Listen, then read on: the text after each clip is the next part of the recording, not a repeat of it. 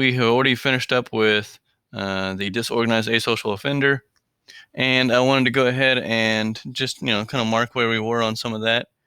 But just this is the last slide that we talked about. The things that you need to do as far as when you interview anybody that you feel, based on evidence that you have of the crime scene or any other details that you have about the suspect. If you think you have someone who's a disorganized asocial offender, this is what you or how you should approach the interview. So you guys can go over that yourself. But this is also a little kind of a reminder checklist of things that I thought was really useful or could be useful for you as far as personal characteristics, some things that happen, like, okay, obviously personal characteristics, this is the kind of things that you would see in the person, the kind of personality aspects. And then post-offense behaviors, in essence, what did they do afterwards that was, most of these do not pertain to the body or person itself, but it could. But for the most part, no, it's just how do they deal with it after the fact. And then, as you can read here, interview techniques. So that being said, I want to go ahead and move over into the organized non-social offender. And there is a difference between using asocial and non-social. We will get into that. But obviously the part that should make the most sense, these people are organized and they're just kind of like opposite of the disorganized. The organized will be organized in their daily lives. They'll be what you might say have everything together, or at least seem to have things lined out. If they the jobs they have, they show up on time. They actually show up to their jobs. They sometimes are borderline OCD with some things. They tend to, like it says here, not only do they have OCD, but they tend to suffer from sometimes extreme needs in that realm. So, and then also, this is the reason why we use non-social. So asocial simply is saying that they are not social by other people's opinions or some of their own personal and personality eccentric aspects of their personality. That is what makes them, like the asocial type. That's why they don't hang around people.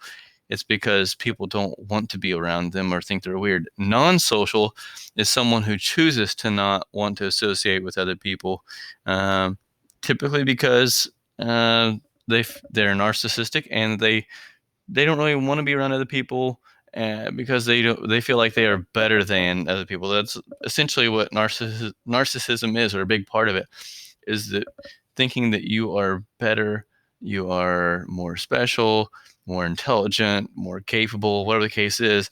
That is typical of an organized non-social offender. Charismatic. I'm going to go into some of these people a little bit later, but I'll tell you, right now that John Wayne Gacy was considered to be very charismatic, and that's a big reason why no one suspected anything of him for so long, or at least no one really thought he was doing what he really was doing. So there's that side of it, and then they tend to be more intelligent. Remember, we said that it's not as far as the disorganized asocial offender, they would have a slightly lower than average IQ. So say somewhere between 80 and 95, somewhere like that. Yeah, you have some variations in there. But for the most part, that's where they fall. Now for organized, their IQ is going to be essentially average. You might find some that are a little bit above average. You might find, if they go up to the range of about 120, which is, intelligent. And then you have some outliers, meaning like the ones who are really intelligent. And I think that Ed Kemper had an IQ of closer to like 140 something. So he is a rare situation when it comes to that. Most of these organized are just going to be basically average intelligence, but they know how to manipulate people. So therefore, it comes across as being more intelligent. Okay, so as you can read here, socially competent, meaning once again, they can be out in public. They can deal with other people. They know how to socialize, but a lot of them don't do it in a way of like, you and I, we have our friends or people we get along with, and there's a mutual a way of communicating, also maybe mutual way of benefiting from one another. Like, hey, if you can help me here, I'll help you with something else. That's not how organized non-social offenders operate. Yeah, they can still seem like they are cooperating with you, or that they seem like they like you, or if it's a relationship that there's love and everything else. But for the most part, all they're really doing with most people is manipulating them and trying to find a way to use them to their own advantage. These people can have, as you can read here, sexual partners, whether they're married or not. A good number of the male offenders are actually have in relationships and or are married, and that can be for the serial murderers or rapists. But they have that. They tend to be from middle-class families, and you'll also find out that a lot of your disorganized, I don't remember if I told you this or not, but a lot of your disorganized asocial offenders actually come from lower-class families. And some of that deals with the difference in environment to an extent. But in essence, just remember that they're usually middle-class families, more competent, which allows them to have, these different relationships, like sex partners, etc., that the disorganized do not have. Once again, going back to charisma, ability to relate to other people, John Wayne Gacy was over the JCs, which was more of a, I don't know if it still exists or not, but it's a kind of like a business club or a group where it's in a roundabout way. It's similar to Kiwanis, Rotary Club, stuff like that, except it's a little bit, it's slightly different, but we don't need to get into that. But anyway, it's a club of different business owners, and they, in a community, every community will have a JCs or different, for lack of better terms, chapters. Okay, and actually, whenever John Wayne Gacy lived in Des Moines, and also I think for a time when he was in DeKalb County in Illinois, he was also over the JCs there. But the ones in the JC group in Des Moines is where he was kind of had the most influence, or got ranked the highest. So known for throwing good parties and all that kind of stuff. So doing that, also had his own business, and that's actually how he recruited a lot of his victims. So and this is a difference. Remember, with disorganized, I said that the fathers were either absent or just weren't, either unemployed or underemployed is the term that gets used, meaning they would change jobs quite a bit, go from having a job to not having a job, which basically means and makes the home life very unstable. Now, what the difference of this here would be, so yeah, the fathers are there with, and they have jobs a lot of times, when they look back at these organized non-social offenders. But when it says inconsistent with discipline, it can be one of two things. It can either be that the discipline was lacking in terms of it just, they didn't have any discipline, or what usually happened was that the father would, in essence, beat them for failing to do something correctly, or their idea of discipline was physical harm or mental, I say mental abuse, but harassment. Okay, for example, I don't want to try to take all the fun away from doing the John Wayne Gacy thing, because I know that some of you are going to do that for your presentation. There's quite a bit that I expect from you, because there's a lot of information, and I'm just touching on just some of the basics of it. But John Wayne Gacy is another, the example where he grew up in a home where his father was there and was employed. However, usually what it was is he would go home, and his dad would come home from work, go down to the basement, essentially, go drink, get drunk, and then come up and end up being rather violent. Sometimes he'd get beat by his dad.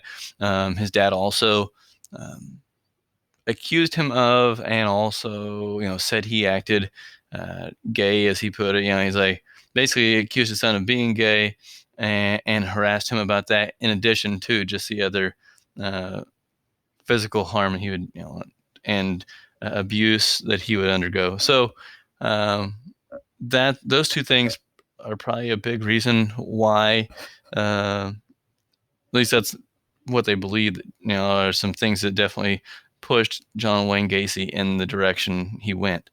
And I don't want to go too far into that. So either way, there's that. I'm trying to think anybody else comes off the top of my head about the fathers and how they affected things. But I think it's pretty self-explanatory. You guys can always ask questions. You know this, and you should. A reminder, please email me questions that you have. I can't give you detailed answers about every single person, for your presentation, because that's part of the assignment. You have to figure it out yourself. But if you have questions about how different categories, like we're talking about now, the two categories of organized non-social and disorganized asocial offenders, how to apply those, and you need to ask that before you take your quiz, or if you don't call it quiz, but you guys have an assignment for it. You can ask me even after that. You can ask me questions. If you have questions because you find it interesting, feel free to ask. And once again, email me on those things.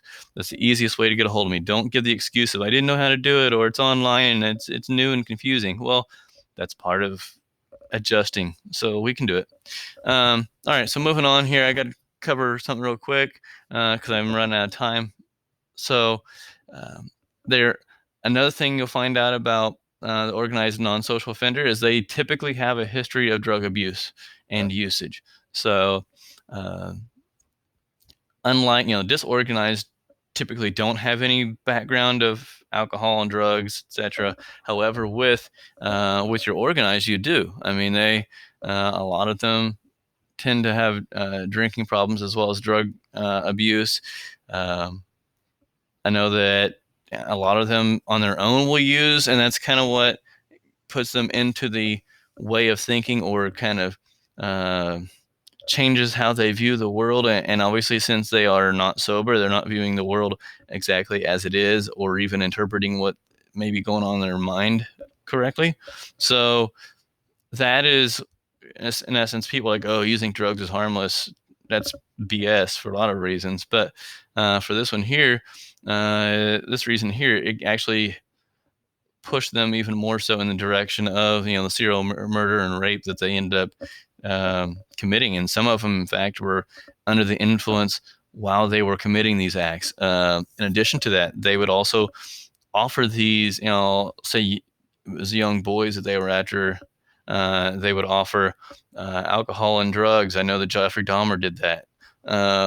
He would go to in essence, go to the gay bars. He would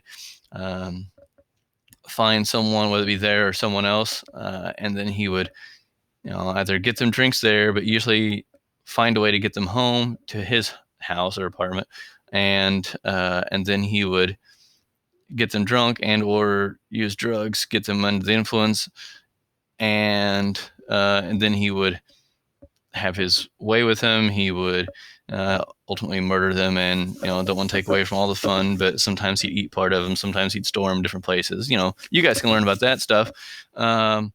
But nonetheless, drugs were definitely a big part of what he, his both him getting into that idea of what to do with people, because the first victim he ever had, it was just an unconscious person that while they were intoxicated, the guy passed out, and he laid beside the person and wondered what it would be like to harm them. So that's just an example there. So I had to stop real quick. I'm going to pick up on this whole masculine personality thing, but due to time constraints, and I know unfortunately I'm limited to 15 minutes, I have to get out of here so I can stop this in time to be able to share with you guys.